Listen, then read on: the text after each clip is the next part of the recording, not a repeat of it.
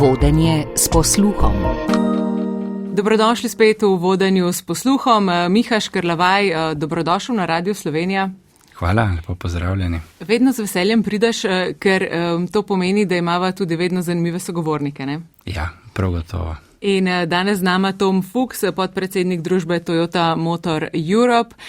Dober dan, dobrodošli. Dobar dan, hvala lepa. Pri 28 ste postali direktor Toyota Slovenija, zdaj imate bolj blago zveneč naziv. Ste kdaj šteli, koliko položajev ste zamenjali, koliko vizitk spremenili? Nikoli. Enkrat sem probal vse vizitke si shraniti in sem nekako ta projekt opustil, ampak če grem nazaj, je bilo več kot 10 različnih položajev. In to je v bistvu koncept podjetja Toyota, da ti vsake načeloma 3 do 4 leta ti ponudijo nov izziv in s tem te za sebe vzgajajo v boljšega vodjo, ker imaš izkušnje na večjih področjih. Hkrati si pa stalno pod novimi izzivi, se pravi, ljudje ne razmišljajo o menjavi službe, ker jo dejansko menjajo znotraj korporacije in zaradi tega ostanejo dolgo. Jaz sem 25 let že v Toyoti in večina mojih sodelavcev je podobno. To je izjemno zanimiv, bi rekel, mehanizem, karierni, ker ljudje pač iščemo neke priložnosti za to, da se izpopolnjujemo, da napredujemo in v velikih sistemih je unikatna priložnost. Ne? Vsaka ta funkcija oziroma vsaka ta vloga vam je gotovo predstavljala tudi neko naslednjo stopničko. Kaj je bil za vas, recimo zdaj, ko gledate nazaj, glavni izziv pri prevzemanju teh odgovornosti?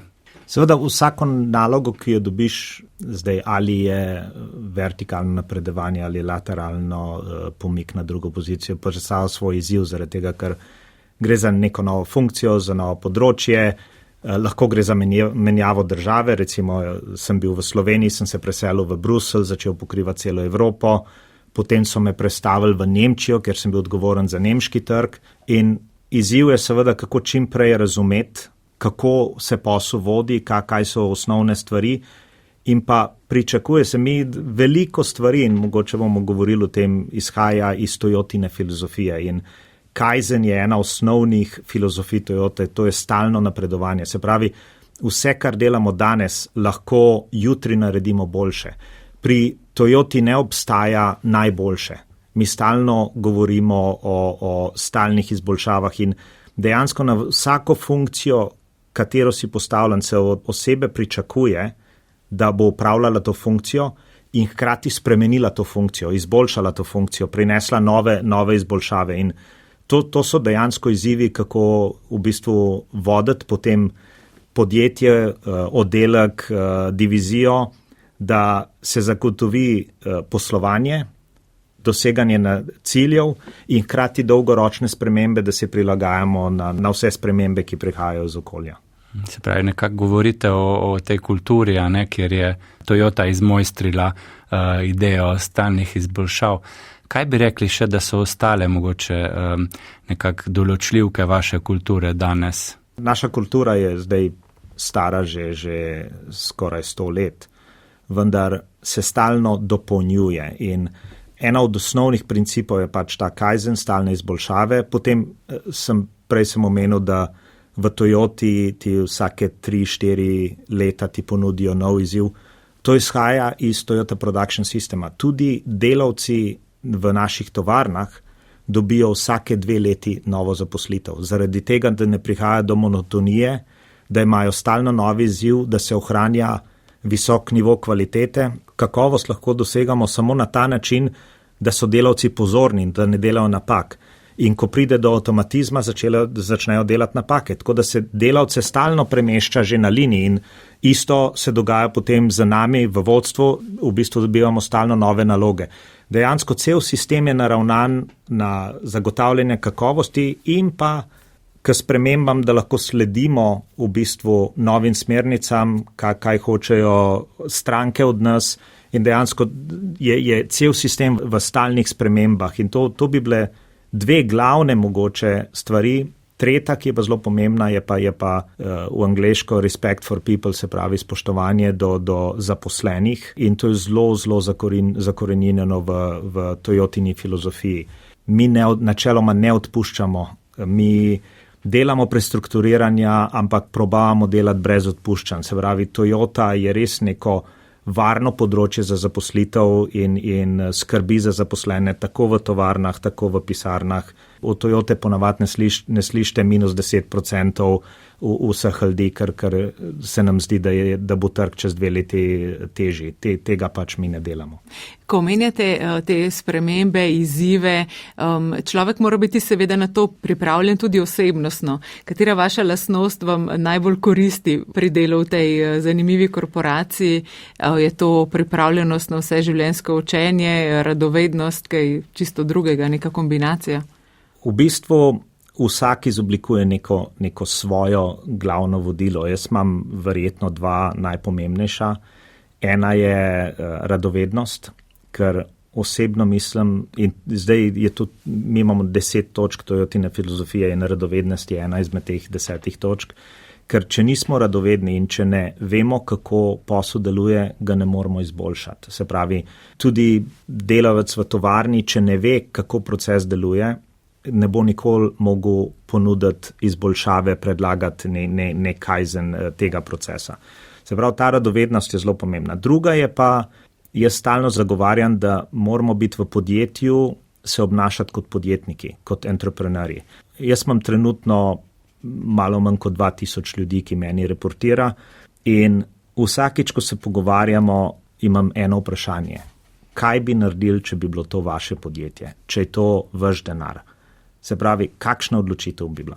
In najprej zahtevam od zaposlenega, da odgovori na to vprašanje. Potem se pa šele o rešitvi začnejo pogovarjati.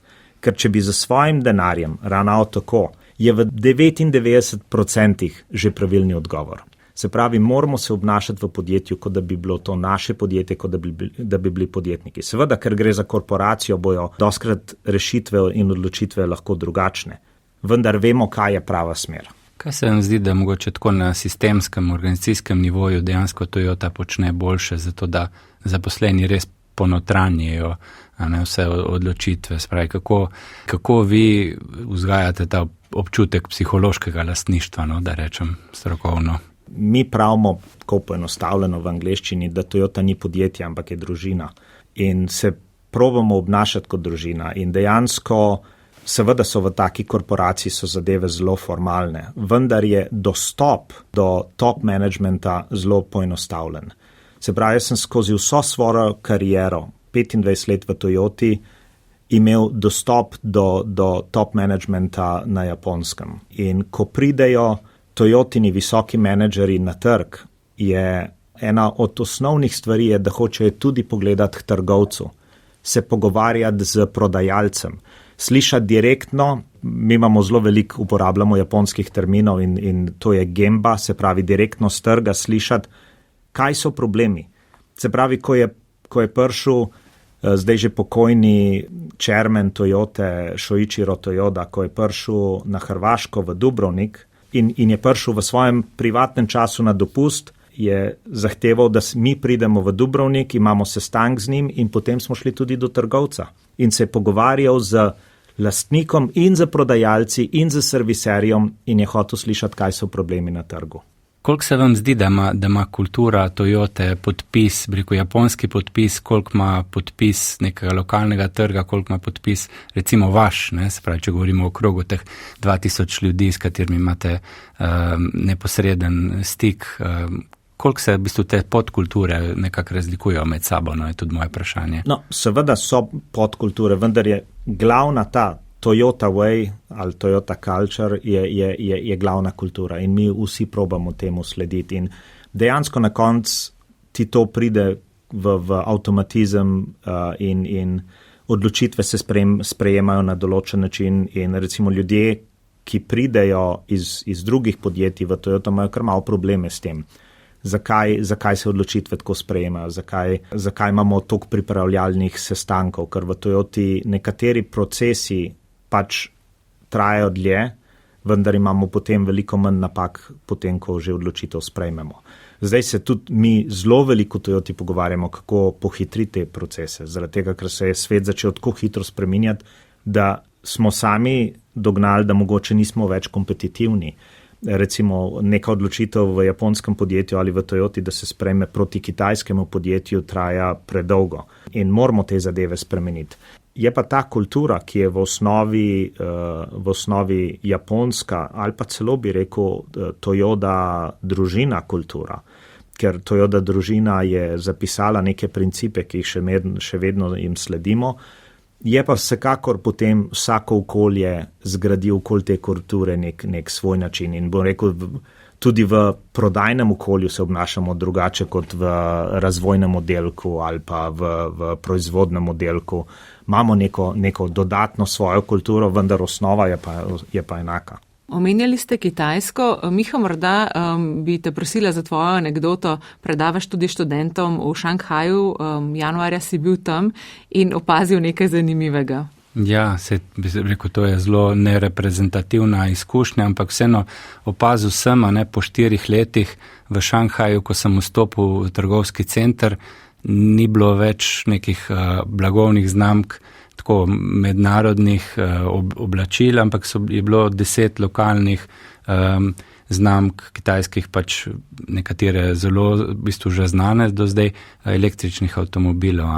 Spravi, mogoče je to nekak uvod v vprašanje, da se mogoče v kontekstu vaše dejavnosti tudi pogovorimo. Kaj so za vas mogoče neke glavne skrbi ali pa glavne priložnosti? Verjetno je avtomobilski posel trenutno ena od zvrsti industrije, ki pod velikim pritiskom, ker se dogajajo velike spremembe. Del teh sprememb je naravnih, kot je sprememba, kaj si kupci želijo. V COVID-u se je digitalizacija pohitrila verjetno v enem letu za 5 let. Ljudje hočejo veliko bolj avtonomno in samostojno se odločati, več z digitalnimi orodji narediti, ne jeti za vsako vprašanje do trgovca, dejansko tudi že nekateri si želijo, da bi kupili avto direktno online. Druge so pa en mečkam pogojene z regulativo in sicer v Evropi imamo zelo močen pritisk na zniževanje CO2 in do te mere, da dejansko po mojem mnenju in mnenju velikih ostalih blagovnih znamk je pritisk prevelik trenutno na avtomobilsko industrijo v Evropi. Časa je premalo za prilagoditve in na široko odpiramo vrata proizvajalcem iz Kitajske, iz Amerike, ki so prilagojeni na to. Zdaj lahko dolg časa govorimo, zakaj Evropa ni še prilagojena na to, vendar je zgodovina druga, stimulacije so bile druge, državne podpore v razvoju elektrifikacije so bile druge. In danes smo pred tem, da recimo leta 2025 prihaja nova tako imenovana CAFE regulativa za emisije, kjer morajo vse blagovne znamke znižati izpust CO2 in če vam odkrit povem, noben avto, ki ni ali priključni hibrid ali električen, bo treba plačevati v bistvu penalty, ker bo avto imel preveč izpustov. Za Toyoto in za večino blagovnih znamk bo target okoli 92-93 CO2 na kilometr. To je nedosegljivo z konvencionalno tehnologijo. Pri majhnih avtih mi to dosegamo z hibridi, vendar pri večjih avtih tudi hibrid ni dovolj. Mora biti priključni hibrid ali električni. Da bojo blagovne znamke, tudi mi, da bomo dosegli evropske standarde, bomo mogli prodati veliko več električnih avtov, kot jih dejansko trg zahteva. Hkrati se pa razvoj infrastrukture ne odvija za isto hitrostjo, se pravi, da bomo te avte prodajali z ogromnimi popusti, z izgubo in to se dogaja že danes na evropskem trgu. Recimo v Angliji se je že začel, ker Anglija ima svoj zero emission mandate, se pravi, ima svojo regulativo, odkar so odšli iz Evropske unije in je ta trenutek vsaj za industrijo, avtomobilsko industrijo pritisk prevelik. Posledice bomo mogoče ugotavljali čez 3, 4, 5 let, ampak sam pričakujem, da bojo posledice kar hude. Šlo bo za krčenje industrije, izgubo delovnih mest in pa za dejansko odprta vrata kitajskim, govorimo o kitajskih proizvajalcih in Tesli, ki bojo prodajali električne avte, ki so narejeni na drugih trgih in jih bojo prodajali v Evropi, namesto da bi proizvajali evropske avte in jih prodajali v Evropi. Se mi dva nisva za njo ravno strokovnjaka za tehnologijo ali pa avtomobilizem, ampak se pa verjetno strinjamo, da je za vsakega vodjo bistveno razumeti konteksta, v katerem deluje. Zato mogoče še eno vprašanje še o vodikovi tehnologiji. Tukaj vas mislim, da nekako stroka prepoznava kot tiste, ki imate bogate izkušnje in tudi vodilno vlogo. Kako vi balansirate dejansko te svoje inovacijsko delo z stalnimi izboljšavami? Je to nekaj, kar peljete po usporednih, ločenih trakovih? Je to nekaj, kar integrirate?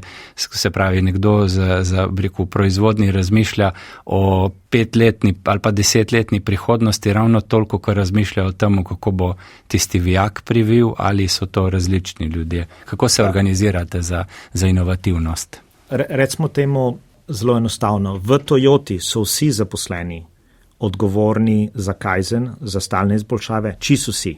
Od vratarja, proizvodnega delavca do top managementa, vsi smo odgovorni za stalne izboljšave. Vsi smo odgovorni za kvaliteto. Ko pa gre za inovacije in razvoj, imamo pa seveda svoj R&D oddelek in tam se pa razvijajo tehnologije, kot so nova tehnologija baterij, solid state baterije, kot so gorivne celice in vodikov pogon.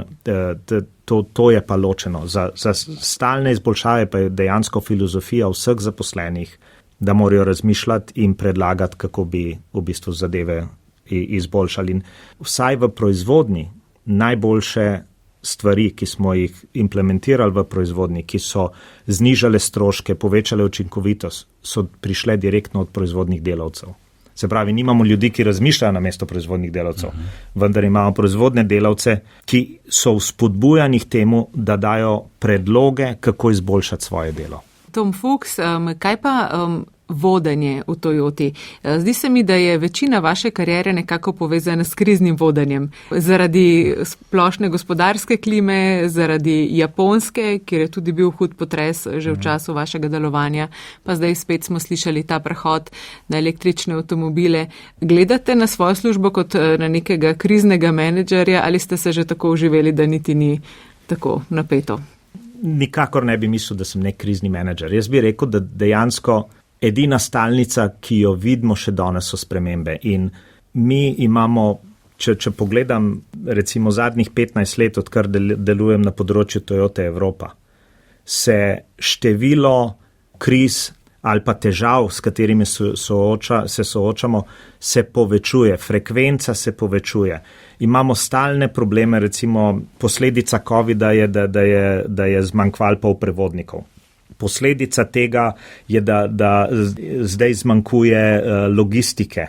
Posledica tega je, da nimamo kapacitet v poprodaji. Se pravi, vse se nekako povezuje in dejansko smo se že toliko zverzirali v podjetju, da ko pride nov problem, se mirno usedemo, razmislimo, kakšen plan bomo naredili in se soočamo s tem problemom. Recimo, če pomislim nazaj na leto 2008 in ko je globalna kriza prizadela našo industrijo in ko se je prodajni trg znižal iz 21 milijonov na 17,5 milijonov, smo mi prvič v zgodovini kot globalno podjetje naredili zgubo. Zdaj govorim o evropskem trgu, ampak podoben zamik trga se je zgodil globalno.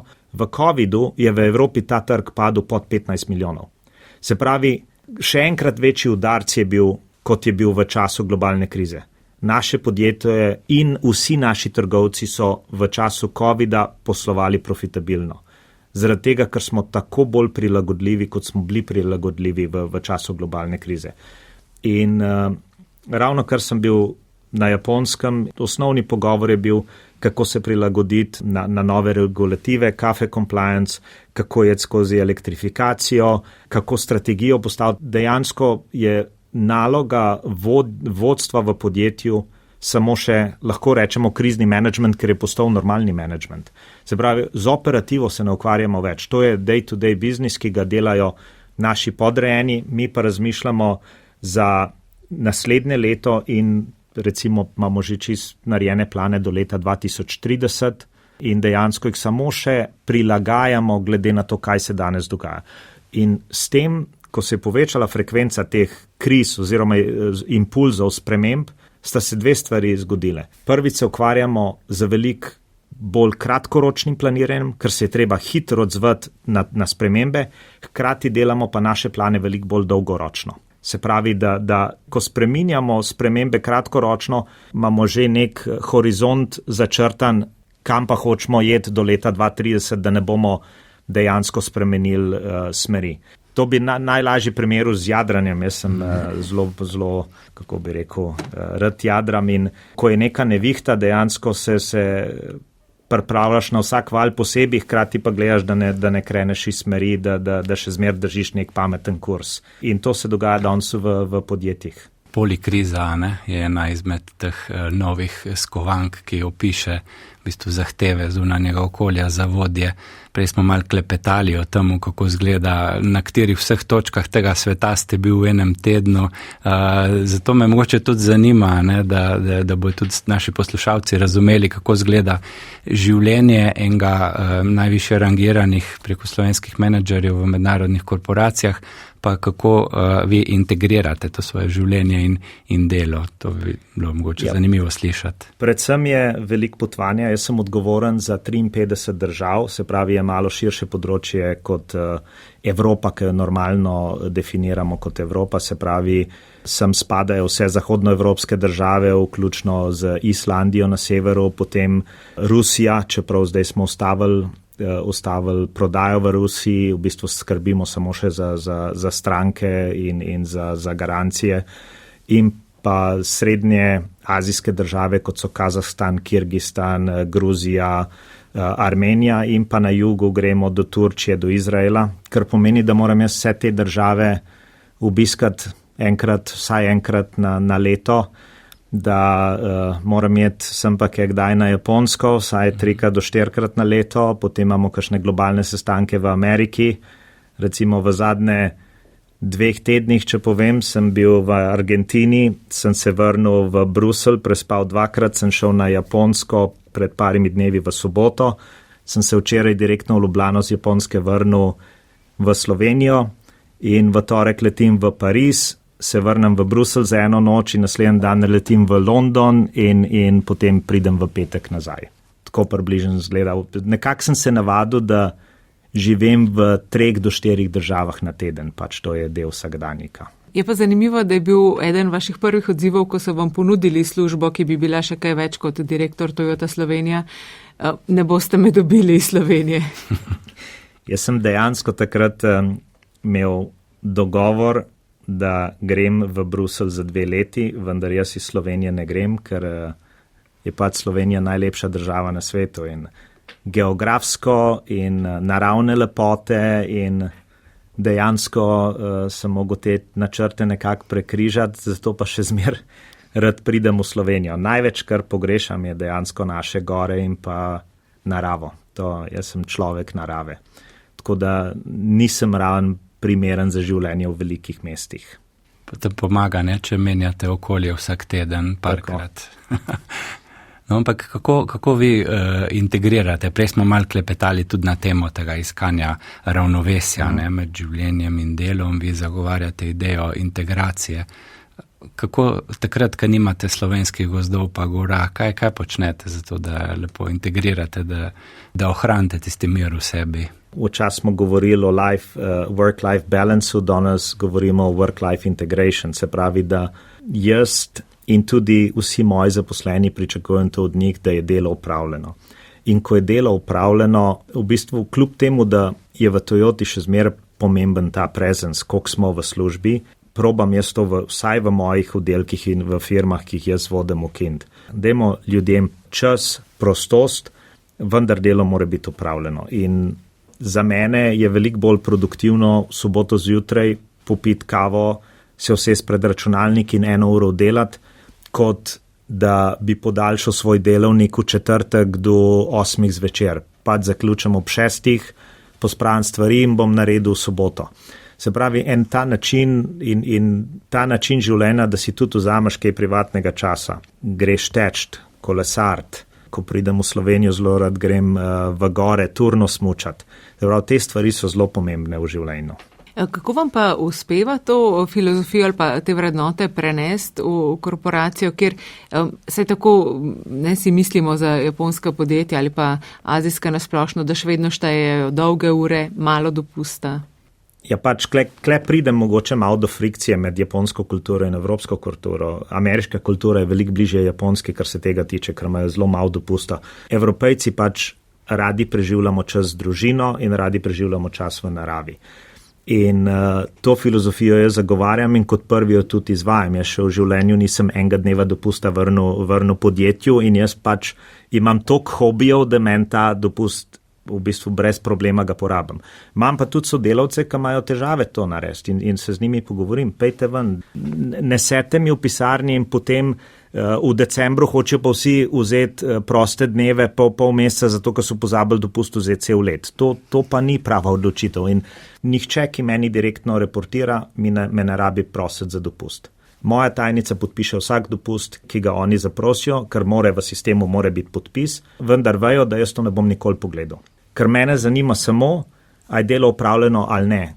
Kdaj pa oni dopust vzamejo, je pa verjetno takrat, ko ima družina čas, ker so cene zanimive, to mene ne zanima. Se pravi, jaz ne bom nikoli nikomu rekel, da ne more dopusta vzeti. In sem to vsem svojim zaposlenim povedal, tem, kad direktno meni reportirajo, ne me vprašati za dopust. Tudi ne me vprašati, koga lahko vzamete, vsega. Ne vsega naenkrat, ampak prosim, pejte na dopust. Ampak želim pa, da je delo upravljeno. Se pravi, ta popolna prostost, zato ker moramo zaupati svojim ljudem, hkrati pa se pogovarjamo samo o tem, ali je naloga upravljena ali ni upravljena. Zaupanja ne pride z odgovornostjo. Tako. Mogoče še to podelim z našimi poslušalci, da ste omenili tudi, da ste navadili vse svoje nemške kolege na to, da se ne vikamo. Kako vam je to uspelo? To je gotovo en tak močen podpis vodje k živeti kulturi v eni organizaciji. Jaz sem prišel v Nemčijo leta 2014 in to je naše najstarejše podjetje v Evropi.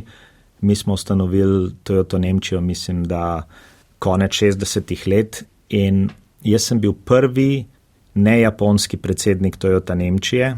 Takrat sem bil prvi nejaponski predsednik, sem bil 40 let star, sem bil najmlajši predsednik Toyota Nemčije do takrat in niti nisem bil Nemec. Pa še nemški nisem prav dobro govoril. No. Tako da je bilo vse skupaj. To pomaga pri vikanju, ne? In dejansko, predvsem v tem našem podjetju je bila zelo, zelo formalna hierarhija. Kolegi so se med sabo vikali, vsi. Po nekaj 3 mesecih, ko sem že malo spoznal, kaj se dogaja, sem jaz najprej svojemu kolegiju, se pravi mojemu bordu direktorjev, sem predlagal, jaz se ne moram vikati, v angleški kulturi je first name basis, jaz sem bil vzgojen podobno kot vi, vendar če hočemo skupaj delati, moramo pozabiti te formalnosti in se začeti resno pogovarjati v poslu, tako da od zdaj naprej dajmo se začeti tikati, snemmo kravate, ukinil sem kravate v podjetju in smo začeli počasi in na koncu v ene letu pa pol smo se vsi tikali v firmi. To je bila firma 280 zaposlenih in dejansko sem zahteval od vratarja do direktorja prodaje, da me tikajo in so na koncu tudi me vsi tikali. In so se tudi med sabo začeli kolegi tikati in sestanki, prve sestanke, ki sem imel, pač to je bil sestank s predsednikom Toyota Nemčije, vse je bilo pripravljeno formalno in kjerkoli vprašanje sem postavil, je bilo točno določeno, kdo sme ta vprašanje odgovoriti. Pa sem rekel, v redu, dajmo mi zdaj imeti commercial committee, komercialni komiti, kjer se bo ta prodaja in marketing pred mano pogovorila, kaj bomo naredili. In prvi sestanek je bil zelo, zelo žalosten, ker se nič ni zgodil. In pa sem jih vzpodbudil, sem rekel, pa dajmo se malo kregati, ker v Toyoti je pa pomembno, da vzpostavimo to pozitivno frikcijo. Se pravi, če je pozitivna frikcija, da so ljudje različnega mnenja, bomo prišli do boljše rešitve. Na koncu bili sestanki čez kakšne pol leta tako glasni, da sem jih mogel začeti miriti. Ampak še frikcija. Tako, ampak s tem se je dejansko zboljšal in rezultati so se zboljšali in ownership, se pravi, ljudje so bili veliko bolj odgovorni individualno zavezanih poslu, dejansko se je povečal ta commitment, se pravi, ljudje so veliko rajš delali, mi merimo vsako leto zadovoljstvo zaposlenih. Zadovoljstvo zaposlenih se je začelo povečevati in dejansko me še celo Evropska kadrovska služba me je spraševala, kaj se dogaja v Toyoti Nemčiji. In to je bil ta menjava kulture, ta malo sprostitev kulture, da smo se začeli bolj direktno pogovarjati, da smo se začeli konfrontirati, pozitivno konfrontirati in dejansko skupaj bili odgovorni za boljše rezultate. Kolikokrat ste pa slišali v svoji karieri do zdaj, da ste premladi za nek položaj v korporaciji? No, zdaj sem že dosegel 50 let, zdaj mi to ne rečejo več, ampak sem pa velikrat slišal, ja. V bistvu, jaz bi mogel iti že 2 leti prej v Bruselj, se pravi, jaz sem šel leta 2008, prvo ponudbo sem dobil 2006 in ko so slišali, koliko sem star, koliko sem pa bil, 2006 sem bil 32 let star, so rekli, če pa zdaj pridem in bom pa pokvaril cel sistem, zaradi tega, ker tako mlad pa ne morem prevzeti general manager funkcije. In so me prosili, če lahko 2 leti počakam in sem pol šel z 34 leti v Bruselj, prevzel funkcijo in potem za 36 leti so me promovirali v executiva, ki je, mislim, da še do danes niso nobenega pod 40 postali na executiva. Starost jih je malo zmotila. Kaj pa je tisto, kar jih je, dokler niso zvedeli za starost, kaj jih je prepričalo? S čem ste izskočili iz radarja? Ne? Direktnost, pač jaz povem, kar si mislim in sem pripravljen tudi ta glavnemu šefu povedati, da se ne strinjam. Imam pol tudi razloge, s čem se ne strinjam in zakaj, in pa imam zmeraj tudi predlog, kako bi jaz naredil. Se pravi, vedeti, da je nekaj narobe, je zelo pomemben. Potem pa to biti pripravljen povedati v firmi, dvigati roko, se javiti in povedati, veliki večini to ne uspe. Vendar pa, če imamo pripombe, kaj ne dela prav, moramo imeti tudi rešitve. Tukaj je pa potem se zbirajo kadri za naslednje vodstvene generacije. Se pravi, tisti, ki so pripravljeni odkriti napako, dvigati roko in se izpostaviti pred celim kolektivom, jaz pa mislim drugače in ta rešitev je, ki bi jo jaz predlagal. Predstavljam si, da to naredite zelo spoštljivo, pa s to pozitivno frikcijo. Skratka, živite dve izmed teh vrednot Toyotine filozofije tako na dnevni ravni. Ne? Vaša zgodba mi je tudi zanimiva, ker dokazuje dejansko nekaj, kar pač raziskovalci ugotavljamo, da ko si v Rimu, se ni nujno vedno obnašati kot Rimljani, ker tudi Rimljani imajo kakšne priložnosti za izboljšave, tako da ta kultura je vedno dvosmerna cesta. Je pa ste zelo pomembno stvar omenil, spoštljivost. Se pravi, ko smo v Rimu, moramo sprejeti rimske norme, vendar pa lahko predlagamo spremembe za Rim. In to je zelo pomembno. Spoštljivost v Toyotini filozofiji je zelo pomembna. Nasploh v japonski filozofiji spoštljivost do starejših, spoštljivost do nadrejenih, vendar to ne pomeni, da bomo sprejeli slabe odločitve in tolerirali napačno poslovni razvoj, zato ker smo spoštljivi do nekega šefa, ki se je tako odločil. Jaz sem pred vsemi svojimi zaposlenimi, ki v Bruslu delajo, ki meni reportirajo tudi vse trgovske družbe, kot so Toyota Nemčija, Toyota Rusija, Toyota Anglija. Se pravi, sem vsem mojim zaposlenim povedal, moja osnovna filozofija je zelo enostavna. Jaz sem vesel, po angleško I love to be wrong. Jaz sem vesel, če imam narobe. Sem rekel, ne me narobe razumeti. Jaz sem tudi jezen, če imam narobe, ampak jaz sem vesel, da imam narobe. Zaradi tega, ker želim, da me kot zaposleni, da me challengete, da mi probate svojo stvar povedati, bom pripravljen poslušati, sem zelo zahteven sogovornik, ampak če imate prav, bom spremenil svoje mnenje. In tukaj sta dve zelo pomembne stvari. Vem, da delam z dobrimi ljudmi, ki se upajo in želijo kaj narediti, in hkrati ste mi preprečili narediti veliko napako, ker očitno, če sem spremenil na vaše, sem mislil narobe. Ta I love to be wrong dejansko probam vsaj v prodajno filozofijo usmeriti, ker v prodajni filozofiji zelo velik egotov, se pravi, zaljubimo se v svoje ideje in potem te ideje naprej porijemo in onka ima večji rang v sobi, bo zmer zmagal in jaz hočem to spremeniti. Kot kolektiv sprejmo najboljšo idejo, kot sem rekel, dajmo se malo skregati pozitivno na sestanku in naj zmaga tista ideja, ki je najboljša, ne tista, ki pride od šefa. Zato je zelo pomemben, da ljudje vejo, da jaz osebno sprejemam, da nimam nič narobe s tem, da sem jaz se motil, da sem imel jaz narobe. To se mi zdi ena vaših zanimivih lastnosti, da vam ni problem se soočiti in po drugi strani, da vam tudi ni težko sprejeti veliko zahtevnih odločitev. Kako ste se pa nekako pripravili do tega, da se lahko hitro odločate, da ne odlašate, da enostavno znate prevzeti odgovornost? No? Zveni enostavno pa ni, ne? Ker vedno se vrtimo v teh oddajah tudi o tem prevzemanju odgovornosti. Velika težava recimo v Sloveniji. To je velika težava, ni samo v Sloveniji, posod. Jaz to vidim v našem podjetju. Jaz imam čisto enostavno filozofijo, da ne sprejeti odločitev je tudi odločitev. In če ne sprejmemo odločitev, bomo v 100% primerov imeli narobe. Če pa sprejmemo odločitev, imamo pa vsaj statistično 50% šans, da bomo imeli prav. Če naredimo malo raziskave, pa malo razmislimo, pa se malo pogovorimo, si te možnosti, da bomo imeli prav, drastično povečamo. Se pravi, sprejeti odločitev je veliko manj riskantno, kot ne sprejeti odločitev. Ker na koncu, ko gledamo posel in če imam nekega predsednika trga v Toyoti in v recimo Nemčije in tam pride do spremembe in ta predsednik se ne odloči, dejansko ga na koncu krivim, zato ker se ni odločil.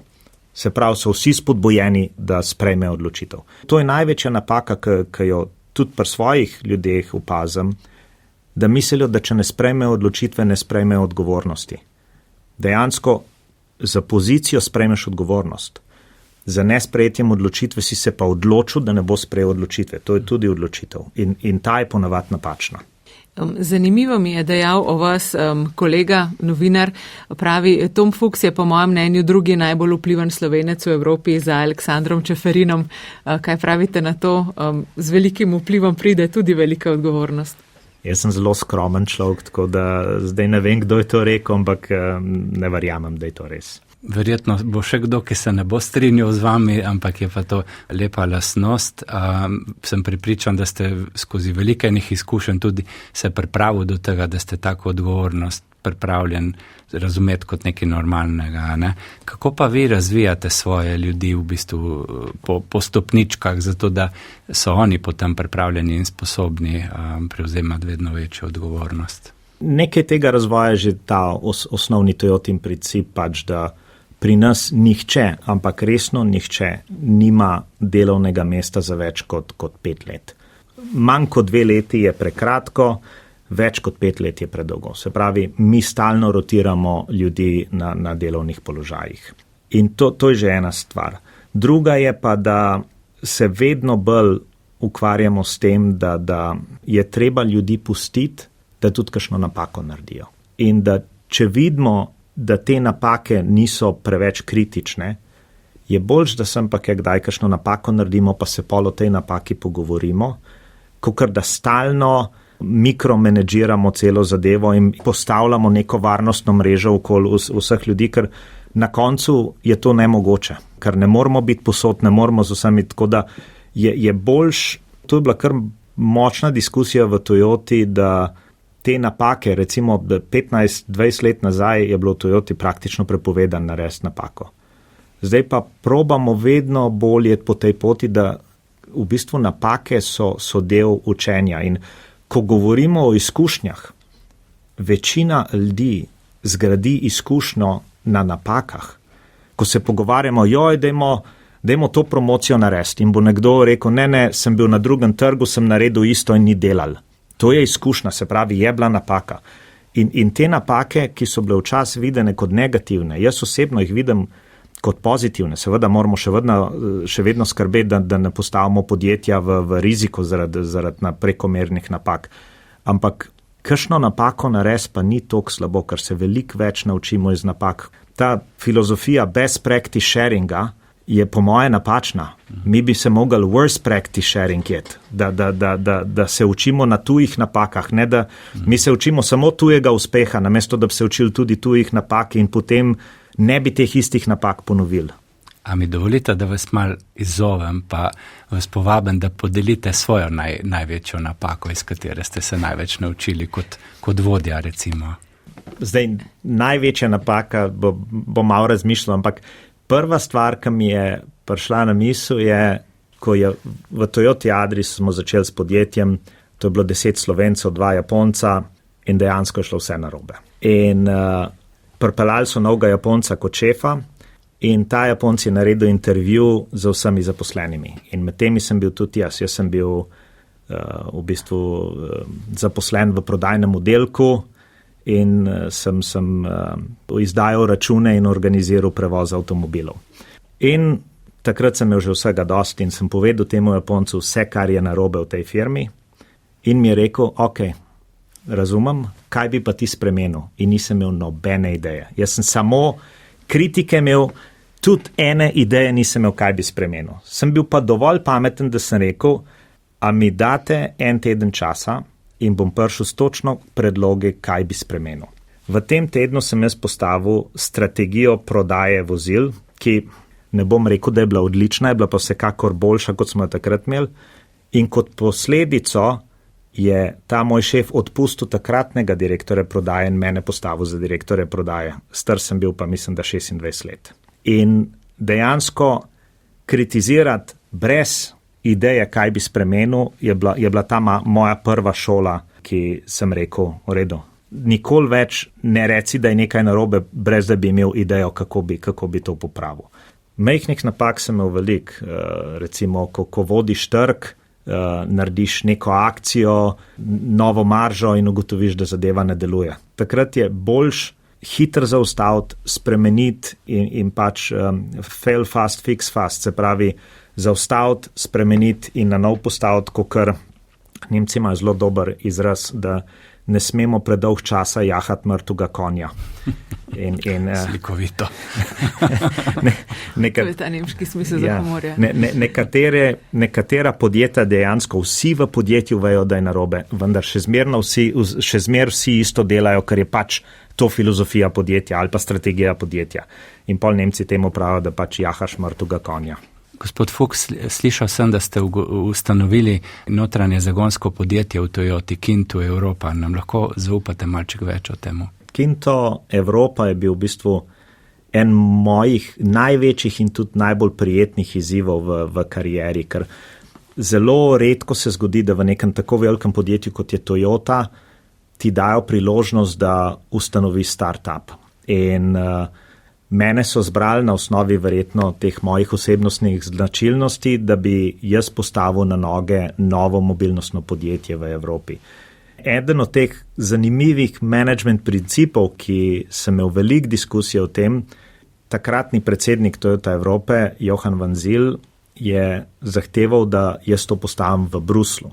In jaz sem mu pa predlagal, da ne, da moram to postaviti izven Toyotine centrale, ker če bom jaz v Bruslu z svojim majhnim kapitalom in malo ekipo, bojo ta velika organizacija bo dejansko, namesto da bi se ukvarjal za postavitvijo startupa, se bom ukvarjal, kako bom odgovarjal na vprašanja, šel na 10 sestankov, kjer me bo 20 ljudi spraševal, kaj mojih, jaz sem imel od začetka samo 5 ljudi, kjer me bo 20 ljudi spraševal, kaj mojih 5 ljudi dela. In seveda ni hotel tega sprejeti. In na koncu edini način, da sem ga prepričal, sem rekel, to je tako kot princip sonca in zemlje. Toyota Motor Evropa je sonce, vi imate veliko moč, v tej stavbi dela več kot 2000 ljudi, jaz sem pa zemlja, jaz imam pa 5 ljudi in če pridem preblizu sonca, bom zgorel, če grem predaleč, ker rabim support Toyota Evrope, bom zmrznil. Tako da v Kelnu, ki je 200 km oddaljen od Brusla, je glih prava distanca, tam je bila centrala Toyotine banke za Evropo. Če sem tam, sem rekel, če me pokličeš, bom čez 2 ure pri tebi v pisarni. Drugače bom imel pa čas delati kot samostojno podjetje in razvijati in dejansko nekaj postaviti, namesto da bom skrbel za administracijo in odgovore vsem korporativnim oddelkom, ki me bojo sprašvali, kaj delamo, se bom lahko ukvarjal z startupom. In šele na osnovi te primerjave Sonce in Zemlje je on to sprejel in dejansko smo mi to postali in je potem celo 2-krat preveril in me je poklical v ponedeljek zjutraj, popoldne te rabam in sem se usedel v avto in sem se peljal v Bruselj in sem bil popoldne v Bruslu. Drug zanimiv koncept pa je bil, da ko sva se dogovorila, da bo podjetje v Kelnu, sem ga vprašal, koliko budžeta pa jaz imam. Pa rekel, o tem pa sploh nismo razmišljali. Nimaš nič budžeta, saj si startup, ne? Sem rekel, kako to misliš, ste prav, ja, naredil boš poslovni plan in potem nam ga boš predstavil in če nam bo ta poslovni načrt všeč, bomo investirali v tvoje podjetje. Poj pa čez 5 sekund rekel, ne, v bistvu boš boljše kot startup. Sem rekel, no, zdaj pa že nekaj pretiravati, ne, ker smo bila v zelo dobrih odnosih.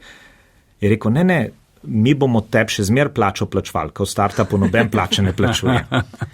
In na koncu sem postavil ta poslovni načrt in takrat sem dobil 20 milijonov evrov zagonskega kapitala in dejansko je Toyota držala besedo in jaz sem firmo v 2 letih razvil, da smo delali na 6 trgih, imeli smo 600 zaposlenih in investirali smo več kot $500 milijarde v ta podjetje takrat v 2 letih.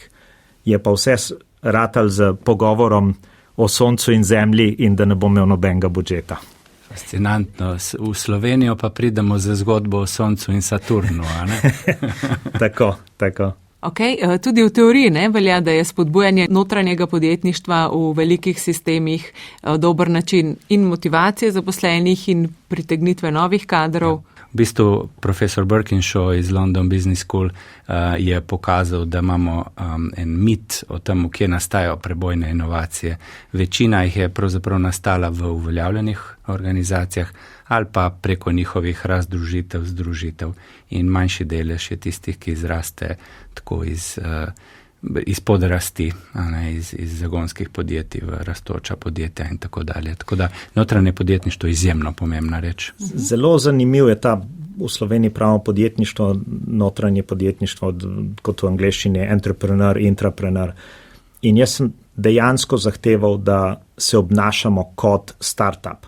Recimo na nivoju podpredsednika v Toyoti Evropa seveda mi pripada tajnica, pisarna in določene stvari. Jaz sem postavil startup podjetje, najel pisarno in sem bil 2 leti brez tajnice, brez pisarne, sedel z ekipo, ker sem hotel, da smo vsi en startup in smo se tudi obnašali kot startup in dejansko tudi živeli kot startup in to je bila ena fantastična izkušnja in na koncu je že podjetje, cel podjetje že malo začel sumiti te so the odd one out, zato ker smo bili toliko drugačni, da smo dejansko mogli se na koncu pogovarjati, da gremo malo bližji Toyoti nazaj, ker smo se dejansko obnašali kot startup. In še danes podjetje je ločeno v Toyote, se vodi ločeno in se razvija ločeno in danes ima podjetje, ustanovili smo ga leta 2018, začetek poslovanja 2019, danes podjetje upravlja že več kot 200,000 avtomobilov v Evropi. Se pravi, je raslo z eksponentno hitrostjo. Res impresivna zgodba. Kaj vas žene naprej? Imate ogromno hobijev, ogromno stvari ste že dosegli. Zakaj vztrajate? Rad imam to, kar delam. Okužen sem z avtomobilizmom, to rad priznam. V bistvu avti me zanimajo od začetka, zaljubljen sem v oldtimerje. Imam 3 oldtimerje doma in povezujem naš posel z svojimi hobiji. V mladosti sem treniral karate, tako da mi je bilo že zelo blizu tudi japonska kultura. Dejansko uživam v poslovanju, uživam predvsem v človeških odnosih, v diskusiji s Toyotinimi trgovci po različnih trgih, v diskusiji s Toyotimi distributerji, v reševanju problemov. Jaz sem po naravi izjemno radoveden človek in ne samo v poslu, v vsemu. Rad vem o vseh stvareh, da sprašujem 1001 vprašanje o vseh stvareh in pač skozi to svojo radovednost, skozi strast do poslovanja imaš neko osebni drive, se pravi, da greš naprej in da delaš to, kar delaš. Tom Fuchs, najlepša hvala za gostovanje v oddaji Vodenje s posluhom. Hvala lepa. Vodenje s posluhom.